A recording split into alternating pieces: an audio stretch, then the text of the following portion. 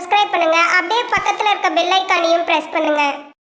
இந்த குரு வக்ர பலன்கள் துலாம் ராசி சித்திரை நட்சத்திரக்காரர்களுக்கு எப்படி இருக்கு அப்படின்னு பார்த்தோம்னா, குரு பகவான் நம்முடைய ராசிக்கு 8ஆம் இடத்துல வக்ரநிலை ஆக போறாரு. அஷ்டமத்துல 3ஆம் அதிபதி 6ஆம் அதிபதி வக்ரம். பொதுவா குரு பகவான் நமக்கு கொஞ்சம் நெகட்டிவான பிளானட்டா வந்துருவாரு. ஏன்னா 3ஆம் அதிபதி 6ஆம் அதிபதி அப்படிங்கிற ரோலை பிளே பண்ணுவாரு. ஆகவே நமக்கு ஒரு பாசிட்டிவான பிளானட்டா குரு பகவானை எடுத்துக்க முடியாது. சற்றே பாதகம் விளைவிக்கக்கூடிய கிரகமா குரு பகவான் வந்துருவாரு. ஆனா குரு பகவான் பொதுவா பார்த்தோம்னா இயற்கை சுபர். அவை பெரும்பாலும் பெரிய அளவுல பாதகமான பலன்களை செய்யறது கிடையாது. ஆனா நமக்கு கொஞ்சம் பாதகமான கிரகம் அப்படிங்கிறதுனால சற்றே பாதகமான பலன்களை செய்யறதுக்கான வாய்ப்புகள் அதிகம். ஆனா இந்த காலகட்டத்தை பொறுத்த அளவுல 3ஆம் அதிபதி 6ஆம் அதிபதி 8ஆம் இடத்துல போய் அமர்றது நல்லது. அது ஒரு வகையில நமக்கு ஃபேவரான பலன்களை செய்யும். ஆனா ஒரு வகையில நமக்கு சற்றே கொஞ்சம் பாதகமான பலன்களையும் ஏற்படுத்தும். இப்போ அந்த 8ஆம் இடத்துல இருக்கக்கூடிய குரு பகவான் வக்ரம் ஆகிறாரு. அது அந்த அளவுக்கு ஃபேவர் இல்ல. அட் சேம் டைம் பார்த்தோம்னாக்கா அந்த வக்ர பலனாலையும் நமக்கு ஓரளவுக்கு நல்ல பலன்கள் கிடைக்கும். அதாவது குரு பகவான் 8ஆம் இடத்துல அமர்ந்து பலம் இழக்கிறாரு. 8ஆம் இடத்துல 6ஆம் அதிபதி பலம் இழக்கிறது அந்த அளவுக்கு ஃபேவர் கிடையாதுதான். அட் சேம் டைம் பார்த்தோம்னா பழைய பிரச்சனைகளுக்கு சொல்யூஷன் கொடுத்துருவாரு. பழைய பிரச்சனைகளுக்கு ஒரு நிவர்த்தியை கொடுத்துருவாரு. மேலும் குரு பகவான் அமர்ந்திருக்கிற இடத்தை காட்டிலும் குரு பகவான் பார்க்கக்கூடிய இடங்களுக்கு பலம் அதிகம், சிறப்பு அதிகம் அப்படின்னு சொல்லுவாங்க. அதாவது குரு பார்க்க கோடி நன்மைன்னு சொல்லுவாங்க. குரு பகவான் அமர்ந்திருக்கிற இடத்தை விட குரு பகவான் எந்த இடத்தை பார்க்கிறாரோ அந்த இடத்துக்கு சிறப்பான பலன்கள் கிடைக்கும் அப்படிங்கிறது ஒரு விதி. அதன் வகையில குரு பகவான் தன்னுடைய விசேஷ பார்வைகளால 3 முக்கியமான இடங்களை பார்ப்பாரு. அதாவது நம்முடைய விரயஸ்தானத்தை பார்த்துட்டு இருந்தாரு. விரயஸ்தானத்துல ஆல்ரெடி கேது பகவான் குரு பகவானுடைய கண்ட்ரோல்ல கடந்த காலகட்டத்தில் இருந்தாரு. அடுத்து தன்னுடைய சப்தம பார்வையை நம்முடைய ராசிக்கு 2ஆம் இடத்துல பதித்தாரு. தன குடும்ப வாக்குஸ்தானத்துல தன்னுடைய 7ஆம் பார்வையை பதித்தாரு. மேலும் நம்முடைய ராசிக்கு 4ஆம் இடத்துல தன்னுடைய 9வது பார்வையை பதித்தாரு. எனவே விரயஸ்தானம் 2ஆம் இடம் அப்படின்னு சொல்லக்கூடிய தன குடும்ப வாக்குஸ்தானம், 4ஆம் இடம் அப்படின்னு சொல்லக்கூடிய சுகஸ்தானம் தாயார் ஸ்தானத்துல குரு பகவானுடைய பார்வை இருந்துச்சு. ஆகவே கடந்த காலகட்டம், அதாவது அக்டோபர் 8க்கு பிந்தைய காலகட்டம் வந்துட்டு இந்த 3 இடமும் ஓரளவுக்கு நமக்கு சிறப்பான பலன்களை செஞ்சிருக்கும். ஆனா அக்டோபர் 8ல இருந்து இந்த 3 இடம் ரொம்ப வீக் ஆகுது. அதாவது குரு பகவான் தன்னுடைய வக்ர பார்வையை 12ஆம் இடம் 2ஆம் இடம் 4ஆம் இடத்துல செலுத்துறாரு. ஆகவே இந்த 3 முக்கியமான இடங்களுடைய காரகத்துவங்களை நம்ம சற்றே கவனமா இருக்கிறது சிறப்பு. மேலும் கடந்த காலகட்டத்துல 4ஆம் அதிபதி வக்ரம் 5ஆம் இடத்துல ஆட்சியோட வக்ரமா இருக்காரு சனி பகவான். அதுவும் நமக்கு சற்றே பாதகமான பலன்களை தான் செஞ்சிட்டு இருந்துச்சு. அதாவது ஜூன் மாதத்திலிருந்து அந்த அளவுக்கு ஒரு ஃபேவரான பலன்கள் கிடைச்சிருக்காரு. ஏன்னா ஜூன் மாதத்துல சனி பகவான் வக்ரம் ஆயிட்டாரு. ஆகவே அந்த காலகட்டத்திலிருந்து சற்றே பாதகமான பலன்கள், ஒரு திருப்தி இல்லாத ஒரு நிலை, மனநிலையில நிறைய ஏற்றத்தாழ்வுகள், எதுலையுமே ஒரு நிம்மதி இல்லை அப்படிங்கிற மாதிரியான ஒரு சிச்சுவேஷன் இப்படிதான் கொண்டு போயிருக்கும். ஏன்னா 4ஆம் அதிபதி 5ஆம் அதிபதி 5ஆம் இடத்துல வக்ரம், அது நமக்கு சற்றே பாதகம் தான். ஆனா நவம்பர் 15ஆம் தேதி இது சரியாயிடும். நவம்பர் 15ஆம் தேதி சனி பகவான் வக்ர நிவர்த்தி ஆகிறாரு. ஆகவே 4ஆம் அதிபதி 5ஆம் அதிபதி மீண்டும் பலத்தோட 5ஆம் இடத்துல ஆட்சியோட சஞ்சாரம் செய்ய போறாரு. ஆகவே நவம்பர் 15க்கு பிறகு சூழ்நிலைகள் எல்லாமே நியூட்ரல் ஆயிடும். அது வரைக்கும் இந்த 4ஆம் இடம் 5ஆம் இடம் இது சார்ந்த காரகத்துவங்களும் நமக்கு சற்றே பாதகமா தான் இருக்கு. இப்ப குரு வக்ர பலன்களை பார்த்தோம்னா நம்முடைய ராசிக்கு 8ஆம் இடத்துல குரு பகவானுடைய வக்ர சஞ்சாரம் இருக்கும். கரெக்டா அக்டோபர் 8ல இருந்து குரு பகவான் நம்முடைய ராசிக்கு 8ஆம் இடத்துல அஷ்டமஸ்தானத்துல அஷ்டம குரு வக்ரம் ஆகிறாரு. பொதுவா குரு பகவான் 8ஆம் இடத்துல இருக்கிறது நம்மளுடைய ராசி நம்மளுடைய நட்சத்திரத்துக்கு நிறைய பேருக்கு இடமாற்றம் ஊர் மாற்றத்தை ஏற்படுத்தி இருக்கும். அது மட்டும் இல்லாம குரு பகவான் 3ஆம் அதிபதி, அவர் அஷ்டமத்துல இருக்கிறது அட்வைசபிள் கிடையாது. இடமாற்றம் ஊர் மாற்றத்தை ஏற்படுத்தினாலும் நிறைய பேருக்கு மனக்குழப்பம் மனக்கவலைகளோட ஒரு சில விஷயங்கள் நடந்திருக்கும். எந்த விஷயத்தையும் முழுமையா அனுபவிக்க முடியாத ஒரு சில சூழ்நிலைகள்லாம் உங்களை சுத்தி அப்படியே கிரியேட் ஆகிட்டு இருந்திருக்கும். மேலும் எடுக்கிற முயற்சியில ஒரு தயக்கம், நம்ம செய்யற விஷயம் கரெக்ட் தானா, நம்ம எடுக்கிற முடிவுலாம் சரியானதா இருக்கா அப்படிங்கிற அந்த ஒரு தயக்கமான மனநிலை தொடர்ந்து இருந்திருக்கும். ஒரு தெளிவான ஒரு மனநிலை இல்லாம தொடர்ந்து குழப்பகரமான ஒரு மனநிலைக்குள்ளேயே சிக்கிட்டு கிடக்கக்கூடிய ஒரு சூழ்நிலை அப்படிங்கிறது அக்டோபர் 8க்கு பிற்பகுதியில் இருக்கக்கூடிய காலகட்டங்கள்ல நிறைய பேருக்கு இருந்திருக்கும். அதே சமயத்துல அஷ்டமஸ்தானத்துல 6ஆம் அதிபதி சஞ்சாரம் செய்யறது நிறைய பேருக்கு பார்த்தோம்னா வெளியூர் வெளி மாநிலங்கள் அப்படி இல்லைனாக்கா வெளிநாடுக்கான வாய்ப்பு. இப்படி குடும்பத்தை விட்டு பிரிந்து புது புது மனிதர்களுடைய பழக்க வழக்கங்களை ஏற்படுத்தி வெளி இடங்கள் சார்ந்த சூழ்நிலைகளை அனுபவிக்கக்கூடிய பாக்கியங்களை அஷ்டமத்துல இருக்கிற குரு பகவான் கொடுத்திருப்பாரு. இப்ப குரு பகவான் அஷ்டமத்துல வக்ரம் ஆகுறதுனால இந்த காலகட்டத்துல நிறைய பேருக்கு மீண்டும் இடமாற்றம் ஏற்படும். ஒரு சிலர் பார்த்தோம்னா மீண்டும் பழைய இடத்துக்கே திரும்பி வருவாங்க. அப்படி இல்லைனாக்கா இப்ப இருக்கிற இடத்துல இருந்து வேற ஏதாச்சும் இடத்துக்கு சேஞ்சஸ் பண்ணுவாங்க. ஆகவே ஏதோ ஒரு வகையில இடமாற்றம் அப்படிங்கிறது அக்டோபர் 8க்கு பிறகு நிச்சயமாக இருக்கும். மேலும் அஷ்டமத்துல குரு பகவான் வக்ரம் வக்ரமாகிற காலகட்டத்துல உடல் ஆரோக்கிய ரீதியா ஒரு சிலருக்கு பாதிப்புகள் ஏற்பட்டு நீங்க வாய்ப்புகள் இருக்கு. இந்த காலகட்டத்துல மருத்துவ செலவுகள் வந்துட்டு போகலாம். 6ஆம் அதிபதி அஷ்டமத்துல வக்ரம் அப்படிங்கிறதுனால மருத்துவ செலவுகள் வந்துட்டு போகலாம். அதிலும் குரு பகவானுடைய பார்வை 4ஆம் இடத்துல இருக்கும். எனவே அக்டோபர் 8ல இருந்து நவம்பர் 15 இதுக்கு இடைப்பட்ட காலகட்டங்கள்ல உடல் ஆரோக்கியம் சார்ந்த விஷயங்கள்ல கூடுதல் விழிப்புணர்வோட இருக்கிறது நல்லது. அக்டோபர் 15க்கு பிறகு சூழ்நிலைகள்லாம் நிவர்த்தி ஆயிடும். மேலும் ஆல்ரெடி உடல் ஆரோக்கிய ரீதியா பாதிக்கப்பட்டிருக்கீங்கன்னா இந்த காலகட்டத்துல மருத்துவ செலவுகள் ஏற்படும். அது மட்டும் இல்லாம ஆல்ரெடி இருக்கிற உடல் ஆரோக்கிய பிரச்சனைகளுக்கு ஒரு நல்ல ஒரு மருத்துவ முறை மூலமாக நமக்கு ஒரு நிவர்த்தியான ஒரு சூழ்நிலை அப்படிங்கிறது ஏற்படும். எனவே இதை நம்ம பாசிட்டிவாவே எடுத்துக்கலாம். உடல் ஆரோக்கிய ரீதியா பாதிப்புகள் ஏற்பட்டாலும் பிரச்சனைகள் ஏற்பட்டாலும் அதுக்கு உடனடியா ஒரு நிவாரணம் அப்படிங்கிறது கிடைச்சிரும். உடனடியா அதுக்கான ரெமடிஸ் அப்படிங்கிறது கிடைச்சிரும். அதனால அதை நினைச்சு நம்ம பெருசா கவலைப்பட வேண்டாம். இந்த நேரத்துல மருத்துவ செலவுகள் அதிகமா இருக்கிற மாதிரி இருக்கும். அதை மட்டும் நம்ம கொஞ்சம் நியூட்ரலைஸ் பண்ணிக்கிறது சிறப்பான மாற்றத்தை ஏற்படுத்தி கொடுக்கும். மேலும் அஷ்டமத்துல குரு பகவான் வக்ரம் ஆகுறதுனால மோஸ்ட்லி பார்த்தோம்னாக்கா அந்த கழிவு நீக்க உறுப்புகள் சம்பந்தமான விஷயங்கள்ல கொஞ்சம் கவனமா இருக்கணும். மேலும் இந்த கண் சம்பந்தமான விஷயங்கள், மூக்கு, தொண்டை, நம்முடைய வாய் சம்பந்தமான விஷயங்கள் இதுல எல்லாம் சற்றே கவனமா இருக்கிறது நல்லது. மேலும் 5ஆம் இடத்துல சனி பகவானுடைய சஞ்சாரம் இருக்கு அப்படிங்கிறதுனால இருதயம், மார்பு பகுதிகள் சம்பந்தமான விஷயங்கள் எல்லாம் சற்றே கவனமா இருக்கணும். அந்த பகுதிகளில் ஏதாச்சும் வலிகள் ஏற்பட்டு நீங்கிறதுக்கு வாய்ப்புகள் இருக்கு. மேலும் இந்த நுரையீரல் சம்பந்தப்பட்ட விஷயங்களையும் சற்றே கவனமா செயல்படுறது நல்லது. இந்த இடங்கள்ல எல்லாம் கிரகங்களுடைய சஞ்சாரம் அப்படிங்கிறது இருக்கு. அதனால இந்த இடங்கள்ல கொஞ்சம் கவனம் வச்சுக்கிறது சிறப்பான மாற்றத்தை ஏற்படுத்தி கொடுக்கும். மற்றபடி இந்த காலகட்டத்துல உடல் ஆரோக்கியம் சார்ந்த விஷயங்கள்ல கொஞ்சம் கூடுதல் விழிப்புணர்வோட இருக்கிறது நல்ல ஒரு மாற்றத்தை ஏற்படுத்தி கொடுக்கும். இந்த அக்டோபர் 8க்கு பிறகு உடல் ஆரோக்கியத்துல மட்டும் இல்லாம மன ஆரோக்கியத்தில் நம்ம கொஞ்சம் கூடுதல் விழிப்புணர்வோட இருக்கிறது சிறப்பு. ஏன்னா நவம்பர் 15ஆம் தேதி வரைக்கும் சனி வக்ரத்துல சஞ்சாரம் செய்வார். எனவே நிறைய பேருக்கு பார்த்தோம்னா மன ஆரோக்கியம் பெரிய அளவுல ஃபேவரா இருக்காது. இதையும் நினைச்சு வருத்தப்பட்டுக்கிட்டு கவலைப்பட்டுக்கிட்டு செய்ய வேண்டிய வேலையை செய்யாம தள்ளி தள்ளி போட்டுக்கிட்டு ரொம்ப கவலைப்பட்டு இருக்கக்கூடிய ஒரு சூழ்நிலைகள் இருக்கலாம். ஏன்னா 4ஆம் அதிபதி வீகா இருக்காரு. எனவே வருத்தமும் கவலையும்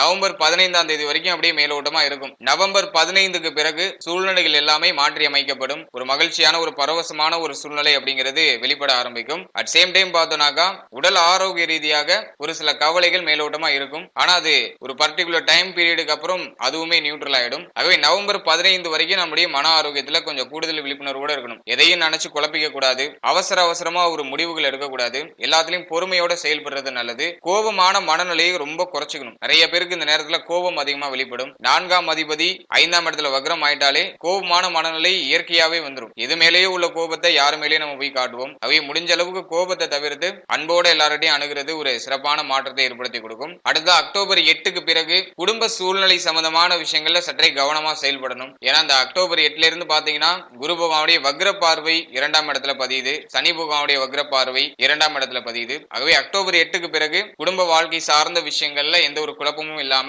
எந்த ஒரு வாக்குவாதமும் இல்லாம எல்லாரையும் அரவணைச்சு அன்பு பாராட்டி அப்படி நகர்த்துறது ஒரு சிறப்பான மாற்றத்தை ஏற்படுத்தி கொடுக்கும். ஏன்னா அக்டோபர் 8க்கு பிறகு குடும்பத்துல ஒரு சில குழப்பங்கள் ஏற்பட்டு நீங்க சான்சஸ் இருக்கு. குறிப்பா ஏதாச்சும் தேவையற்ற வாக்குவாதங்கள் ஏற்பட்டு நீங்களாம். அந்த தேவையற்ற வாக்குவாதங்கள் பொருளாதாரம் சார்ந்து இருக்கிறதுக்கு அதிகபட்ச வாய்ப்பு இருக்கு. எனவே முடிந்தவரை பேச்சு வார்த்தைகளை கொஞ்சம் அவாய்ட் பண்ணிக்கிட்டு அமைதியோடு செயல்படுறது நல்ல மாற்றத்தை ஏற்படுத்தி கொடுக்கும். யார் என்ன சொன்னாலும் காதுல வாங்காம நம்ம மாட்டு நம்மளுடைய பாதையில போயிட்டே இருக்கணும். ஃபேமிலி மெம்பர்ஸ்ல யாராச்சும் உங்களை பேசுறாங்கனாக்கா யார நம்ம குடும்ப உறுப்பினர் தானே பேசுறாங்க, பேசிட்டு போட்டோம் அப்படின்னு சொல்லிட்டு நம்ம மாட்டு கடந்து போயிடணும். சாதாரண விஷயத்தை ஊதி ஊதி பெருசுபடுத்தாம இருக்கிறது நல்ல ஒரு பலன்களை ஏற்படுத்தி கொடுக்கும். எனவே பேச்சு வார்த்தைகளை நிதானமா இருக்கணும். யாருக்கும் இந்த காலகட்டங்கள்ல வாக்கு கொடுக்க கூடாது. யாருக்காச்சும் வாக்கு கொடுக்கறோம்னா அதை காப்பாற்ற முடியாத சூழ்நிலைக்கு தள்ளப்படலாம். அதுவும் நமக்கு ஒரு சில வருத்தங்களை ஏற்படுத்துறது வாய்ப்பு இருக்கு. எனவே யாருக்கும் இந்த நேரத்துல வாக்கு கொடுக்காதீங்க. குறிப்பா பொருளாதாரம் சார்ந்த வகையில யாருக்கும் வாக்கு கொடுக்காதீங்க. யார்ட்டாச்சும் பணம் வாங்குறீங்கனாக்கா நான் இந்த நேரத்துல உங்களுக்கு திருப்பி கொடுத்துறேன் அப்படின்லாம் கன்ஃபார்ம் எல்லாம் சொல்லாதீங்க. நான் சீக்கிரமாவே திருப்பி தரேன் அப்படிங்கிற மாதிரியான வார்த்தைகளை உபயோகப்படுத்துறது நல்ல ஒரு பலன்களை ஏற்படுத்தும். முடிந்த வரைக்கும் யாருக்கும் வாக்கு கொடுக்காதீங்க. பேச்சு வார்த்தைகளை நிதானமா இருந்துக்கோங்க. குடும்ப சூழ்நிலைகளை கொஞ்சம் பராமரிச்சுக்கிறது சிறப்பு. குடும்பத்துல கொஞ்சம் அக்கறை காட்டுறது நல்ல ஒரு பலன்களை ஏற்படுத்தி கொடுக்கும். அதே போல அக்டோபர் 8ல இருந்து நவம்பர் 15 வரைக்கும் தாய் சார்ந்த விஷயங்கள கவனமா இருக்கணும். தாயாருடைய உடல் ஆரோக்கியம், மன ஆரோக்கியம் இது சார்ந்த விஷயங்கள சற்றே கவனமா இருக்கணும். தாயாரோட வாக்குவாதம் இல்லாம நவம்பர் 15 வரைக்கும் கொண்டு போறது சிறப்பு. ஏன்னா 4ஆம் இடத்தை குரு பகவான் வக்ர பார்வையில அக்டோபர் 8ல இருந்து பார்ப்பாரு. அவை தாயாரோட ஏதாச்சும் மன வருத்தங்கள் ஏற்பட்டு நீங்களாம். அவை தாய் சார்ந்த விஷயங்கள்ல சற்றே பொறுமை காக்கிறது சிறப்பான மாற்றத்தை ஏற்படுத்தி கொடுக்கும். மேலும் தாயாருடைய உடல் ஆரோக்கியத்திலும் சற்றே கவனமா இருந்துக்கணும். ஏன்னா நவம்பர் 15 வரைக்கும் 4ஆம் அதிபதி வக்ரம் 5ஆம் இடத்துல. நவம்பர் 15க்கு பிறகு சூழ்நிலைகள் எல்லாமே நியூட்ரல் ஆயிடும். மீண்டும் இருக்கிற குழப்பம்லாம் அப்படியே மறுபடியும் நார்மல் ஆயிடும். அதனால நவம்பர் 15 வரைக்கும் சற்றே நம்ம பொறுமையா செயல்படுறது எல்லா வகையிலும் நமக்கு சிறப்பான மாற்றத்தை ஏற்படுத்தி கொடுக்கும். அடுத்தா திருமண முயற்சி இந்த காலகட்டங்கள்ல கைகூடி வருமா அப்படின்னு பார்த்தோம்னா பொதுவா திருமணம் சார்ந்த விஷயங்களுக்கு குருபலம் இருக்கணும்னு சொல்லுவாங்க. ஆனா நம்மளுடைய ராசி நம்மளுடைய நட்சத்திரத்துக்கு குரு சற்றே பாதகமான பலன்களை செய்யக்கூடியவர். எனவே குரு பகவான் 8ஆம் இடத்துல வக்ரம் ஆகிறது நான் கொஞ்சம் ஃபேவரா தான் பாக்குறேன். இந்த காலகட்டத்தில் திருமண முயற்சி சார்ந்த வகையில நல்ல செய்திகளை எதிர்பார்க்கலாம். அதே சமயத்துல 5ஆம் அதிபதி வக்ரமா இருக்காரு. ஆகவே நவம்பர் 15க்கு மேல இந்த திருமண முயற்சிகள்ல நல்ல செய்திகளை மேக்சிமம் நீங்க எதிர்பார்க்கலாம். எனவே இந்த திருமண முயற்சி சார்ந்த வகையில ஒரு சிறப்பான காலகட்டம் தான். விரயத்துல கேது பகவான், விரயத்துல குரு பகவானுடைய பார்வை இருக்கு அப்படிங்கிறதுனால கொஞ்சம் செலவுகள் கையை மீறி போற மாதிரி இருக்கும். குறிப்பா இந்த திருமண முயற்சி சார்ந்த வகையில நிறைய விரைய செலவுகள் ஆகிற மாதிரி ஃபீல் ஆகிறது வாய்ப்பு இருக்கு. முடிந்த வரைக்கும் யாரையும் பணம் கொடுத்து ஏமாறாம இருங்க. வரன்கள் தேடி போறீங்கன்னா அவசரப்பட்டு பணத்தை கட்ட வேண்டாம். முடிந்த அளவுக்கு இந்த பொருளாதாரம் சார்ந்த விஷயங்கள்ல கொஞ்சம் பொறுமையா நிதானமா செயல்படுறது நல்ல மாற்றத்தை ஏற்படுத்தி கொடுக்கும். மற்றபடி திருமண முயற்சிகளை நீங்க தொடரலாம். திருமண முயற்சிகள்ல நவம்பர் 15க்கு மேல நல்ல செய்திகளை நம்ம எதிர்பார்க்கலாம். அடுத்தாக திருமண வாழ்க்கையை பொறுத்த அளவுல அஷ்டமத்துல குரு பகவான். அவை கடந்த காலகட்டம் நிறைய பேருக்கு இந்த திருமண வாழ்க்கையில சற்றே கசப்பான ஒரு சூழ்நிலை, வாழ்க்கை துணையோட ஒரு ஒத்து போகாத சூழ்நிலை இருந்திருக்கலாம். வாழ்க்கை துணையோட அதிகமா கருத்து போராட்டம் இருந்திருக்கலாம். நீங்க சொல்றது உங்க வாழ்க்கை துணைக்கு ஒத்து போயிருக்காது, அவங்க சொல்றது உங்களுக்கு ஒத்து வந்திருக்காது. இப்படி சற்றே கருத்து போராட்டமா போயிருக்கும். மேலும் வாழ்க்கை துணையுடைய உடல் ஆரோக்கியம் சார்ந்த கவலை ஒரு பக்கம் இருந்திருக்கும். இப்படி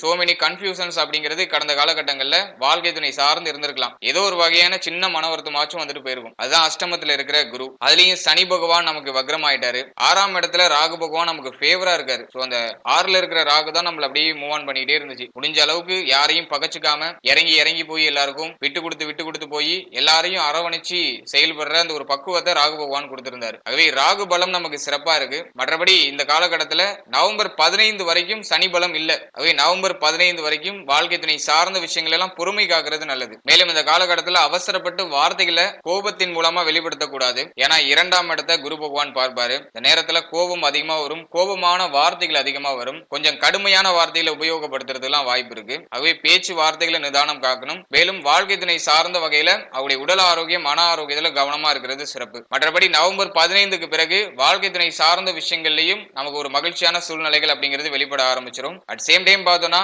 5ஆம் இடத்துல சனி பகவான் இருந்து 7ஆம் இடத்தை தன்னுடைய 3ஆம் பார்வையில பார்த்துக்கிட்டே இருப்பாரு. ஆகவே இந்த சனி பகவான் 5ஆம் இடத்தை விட்டு விலகுற வரைக்கும் சற்றே ஒரு மாதிரி ஏற்றத்தாழ்வா போயிட்டு இருக்கும். வாழ்க்கை துணையோட கொஞ்சம் கருத்து போராட்டமா போற மாதிரி இருக்கும். ஆனா அது பெரிய அளவுல பாதிப்பை கொடுக்காது. ஏன்னா சனி பகவான் நமக்கு யோகாதிபதியா வந்துருவாரு. பொதுவா சனி பார்வை அந்த அளவுக்கு ஃபேவர் பண்றது இல்ல. ஆனா நமக்கு யோகாதிபதி அப்படிங்கிறதுனால பெரிய அளவுல குழப்பங்களையோ பெரிய அளவுல பாதங்களையோ ஏற்படுத்த மாட்டாரு. அதனால சின்ன சின்ன மன வருத்தங்கள் ஏற்பட்டு நீங்களாம். சனி பகவானுடைய டிரான்சிட்டுக்கு பிறகு சூழ்நிலைகள் எல்லாமே நியூட்ரல் ஆயிடும், பிரச்சனைகள் எல்லாமே நியூட்ரல் ஆயிடும். அதில் நவம்பர் 15க்கு பிறகு நம்ம ஒரு நல்ல மாற்றத்தை நிச்சயமா எதிர்பார்க்கலாம். அடுத்தா குழந்தை பாக்கியம் சார்ந்த விஷயங்களை பார்த்தோம்னா பொதுவா 5ஆம் இடத்துல சனி பகவான் இருக்கிறது குற்றம் தான். ஆனா நமக்கு யோகாதிபதியா வந்துருவாரு சனி பகவான். ஆகவே அவர் பெரிய அளவுல பாதகங்களை செய்யறது கிடையாது. சின்ன சின்ன தாமதத்தை ஏற்படுத்துவாரு, சின்ன சின்ன மன வருத்தங்களை ஏற்படுத்துவாரு. ஏதோ கொஞ்சம் மருத்துவ செலவோட போய் அந்த குழந்தை பாக்கியத்துல நல்ல செய்திகளை கொண்டு வருவாரு. மற்றபடி பெரிய அளவுல தடை தாமதத்தை சனி பகவான் 5ஆம் இடத்துல இருக்கும்போது, அதுவும் ஆட்சியா இருக்கும்போது செய்யறது கிடையாது. இது ஸ்பெஷலா நம்மளுடைய ராசி, நம்மளுடைய நட்சத்திரத்துக்கு மட்டும். இப்போ சனி பகவான்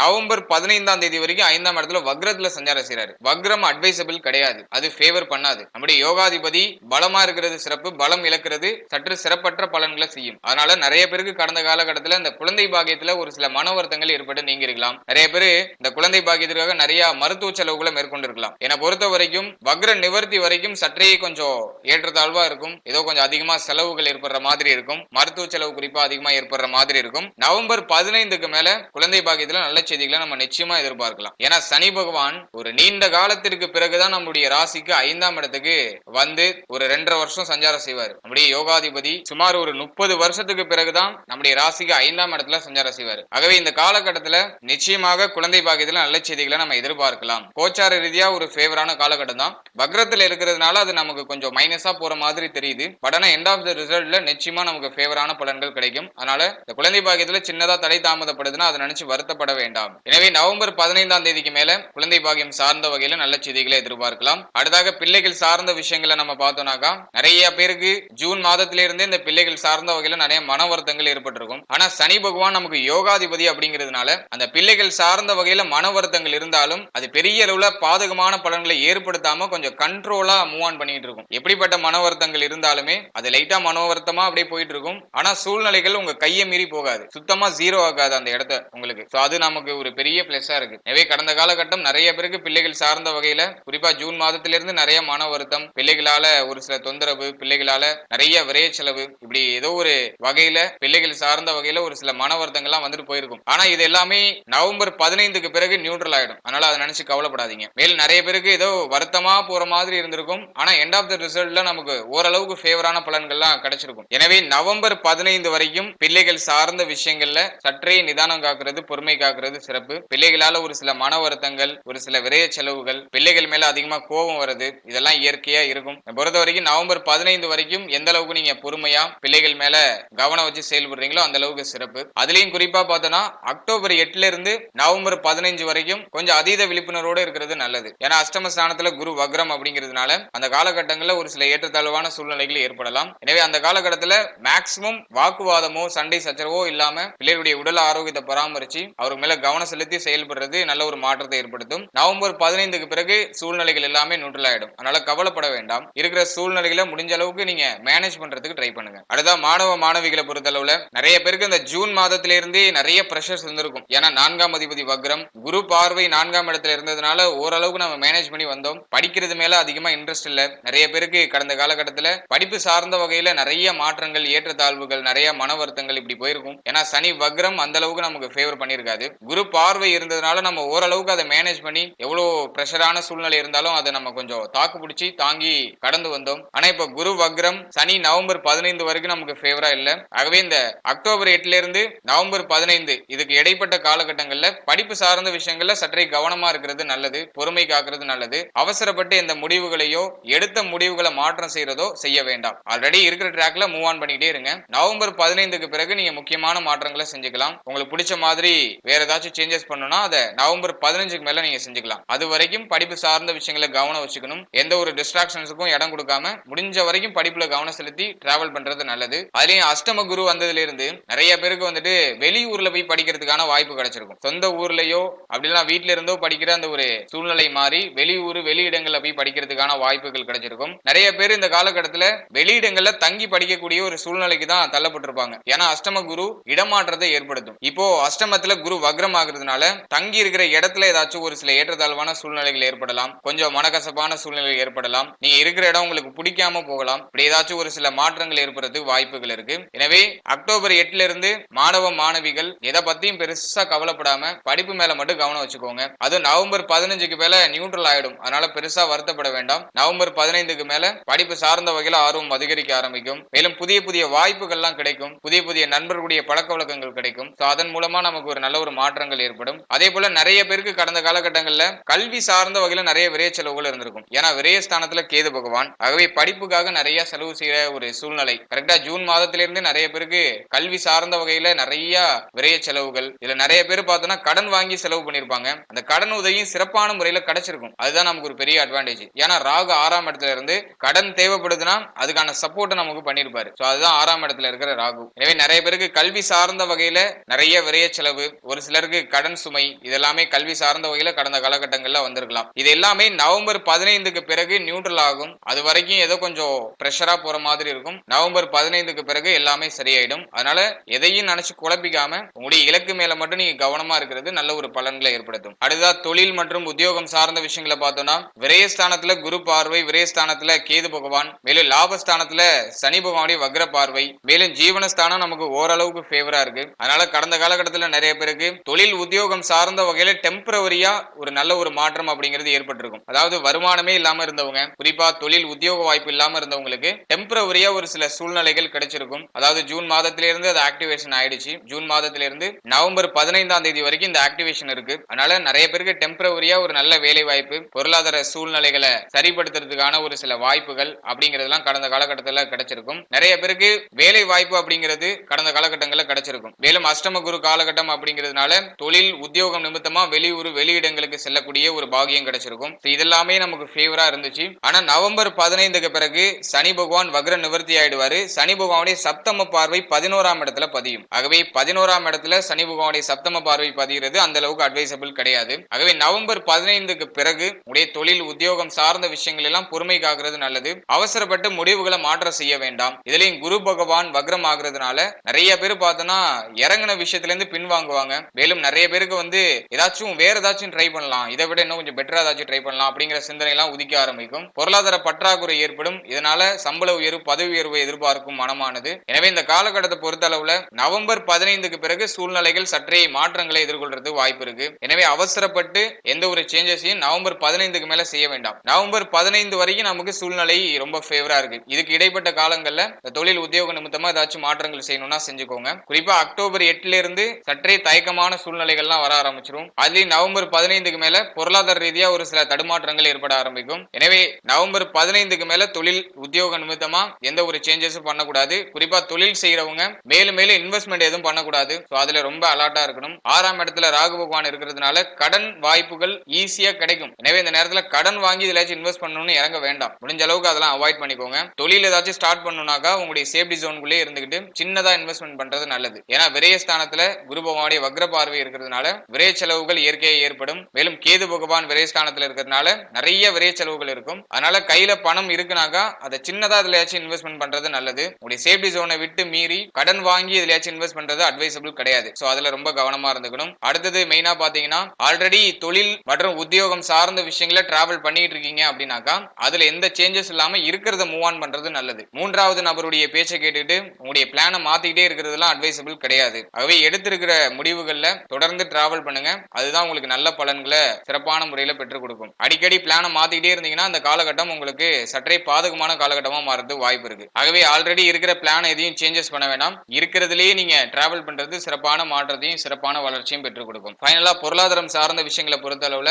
அக்டோபர் 8ஆம் தேதியிலிருந்து பொருளாதார ரீதியா நிறைய நெருக்கடிகள் வரதுக்கான வாய்ப்பு இருக்கு. பண பற்றாக்குறை அப்படிங்கிற பிரச்சனை ஏற்படுறதுக்கான வாய்ப்பு இருக்கு. ஆல்ரெடியே பார்த்தோம்னாக்கா நிறைய பேருக்கு பொருளாதார ரீதியா வீக்னஸ் தான். ஏன்னா 4ஆம் அதிபதி 5ஆம் அதிபதி 5ஆம் இடத்துல வக்ரம், அதுவே நமக்கு மைனஸ் தான். 6ஆம் இடத்துல ராகு. ஒரு பக்கம் கடன் சுமை அதிகமா இருக்கு, இன்னொரு பக்கம் கடனை கட்டி முடிக்கணும்னு போராட்டம். இப்படி கடன் சார்ந்த வகையில போராட்டம். இன்னும் ஒரு சிலருக்கு உடல் ஆரோக்கிய ரீதியா பாதிப்பு இருக்கு. அந்த உடல் ஆரோக்கிய பிரச்சனையில இருந்து வெளில வரணும் அப்படின்னு சொல்லிட்டு ஒரு போராட்டம். இறங்குற விஷயத்துல எல்லாம் யாராச்சும் ஒரு எதிர்ப்பு தெரிவிக்கிறாங்க, அவங்கள சமாளிக்கணும் அப்படிங்கிற ஒரு போராட்டம். இப்படி ராகு பகவான் 6ஆம் இடத்துல இருந்து நமக்கு சாதகமும் பண்றாரு, அதே சமயத்துல கொஞ்சம் மன உளைச்சலையும் கொடுக்கிறாரு. ஆனா அந்த மன உளைச்சல் நல்லதுதான். கடன் சார்ந்த வகையில மன உளைச்சல் இருக்குனாக்கா அது நல்லதுதான். அது நினைச்சு கவலையே படாதீங்க. ஏன்னா மேலும் மேலும் நம்ம கடன் வாங்க மாட்டோம். ஆல்ரெடி இருக்கிற கடன் கட்டி முடிக்கணுங்கிற எண்ணம் அதிகரிக்கும். அதனால கடன் நோய் அப்படிங்கிற ஒரு பிரச்சனை விலகும். அதனால பொருளாதாரம் சார்ந்த வகையில இந்த காலகட்டத்தை கடனை கட்டி முடிக்கிறதுக்கான முயற்சிகளை செய்யறது நல்ல ஒரு மாற்றத்தை ஏற்படுத்தும். மேலும் மேலும் கடன் வாங்கி கடன் சுமையை ஏத்திக்க வேண்டாம். அதே போல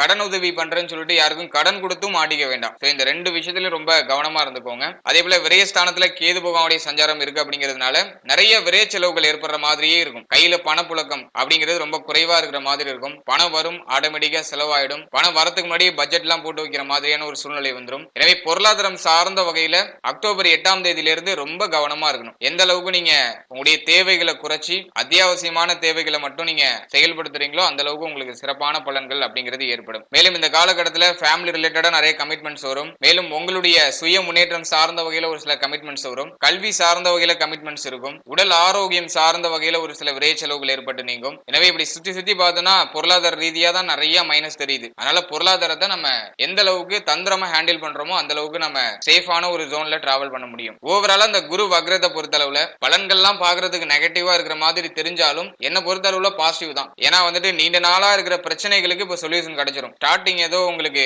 மன வருத்தத்தோட அது ஸ்டார்ட் ஆகுற மாதிரி இருக்கும். ஆனா எண்ட் ஆஃப் த ரிசல்ட்ல உங்களுக்கு ஒரு நிம்மதியான சூழ்நிலை கொடுத்துரும். நான் ஒரு சின்ன எக்ஸாம்பிள் சொல்லணும்னாக்கா கடன் சுமை அதிகமா இருக்கிற மாதிரி உங்களுக்கு ஃபீல் ஆகும் இந்த காலகட்டத்துல. குறிப்பா அக்டோபர் 8ல இருந்தே பாத்தீங்கன்னா கடன் சுமை அதிகமாயிட்டு அப்படிங்கிற அந்த ஒரு எண்ண ஓட்டம் அதிகமா இருக்கும். அந்த எண்ண ஓட்டத்தோட அந்த கடனை கட்டி முடிக்கணுங்கிற அந்த ஒரு முயற்சிகள் எடுப்பீங்க. மீண்டும் பிப்ரவரி 4ஆம் தேதிக்கு மேல பாத்தீங்கன்னா உங்களுக்கு ஒரு நிம்மதியான சூழ்நிலை அப்படிங்கிறது கிடைக்க ஆரம்பிச்சிடும். பிப்ரவரி 4ன்னு கிடையாது, அதுக்கு இடைப்பட்ட காலத்திலே பாத்தீங்கன்னா இந்த கடன் சுமையில இருந்து உங்களுக்கு ஒரு நிவர்த்தி அப்படிங்கிறது கிடைச்சிடும். எனவே ஸ்டார்டிங் ஏதோ கொஞ்சம் ஹார்டா இருக்கிற மாதிரி இருக்கும். பட் ஆனா எண்ட் ஆஃப் த ரிசல்ட் ரொம்ப பியூட்டிஃபுல்லா இருக்கும். அதனால எதை நினைச்சு கவலைப்படாதீங்க. ஏதாச்சும் ஒரு குழப்பம் ஏற்படுதுன்னா அந்த குழப்பத்துக்கு நம்ம எப்படி சொல்யூஷன் பண்ணலாம், எப்படி அதை நம்ம சரிப்படுத்தலாம் அப்படிங்கறத பத்தி மட்டும் யோசிங்க. அந்த குழப்பத்துக்குள்ளேயே மாட்டிக்கிட்டு அந்த குழப்பத்துக்குள்ளேயே டிராவல் பண்ணிக்கிட்டு மேலும் மேலும் குழப்பத்தை சேர்த்துக்காதீங்க. எனவே இந்த காலகட்டத்தை பொறுத்தளவுல மெயினா பொருளாதாரம், மேலும் உங்களுடைய உடல் ஆரோக்கியம், மேலும் இந்த தொழில் உத்தியோகம் சார்ந்த விஷயங்கள், இந்த மூணுலயும் நம்ம கவனமா இருந்துட்டாலே மற்ற விஷயங்கள்லாம் ஆல்மோஸ்ட் நமக்கு 15ஆம் தேதிக்கு மேல நமக்கு நியூட்ரல் ஆயிடும். அதனால எதை நினைச்சு நீங்க கவலைப்பட வேண்டாம். சரியான டயத்துக்கு சாப்பிடுங்க.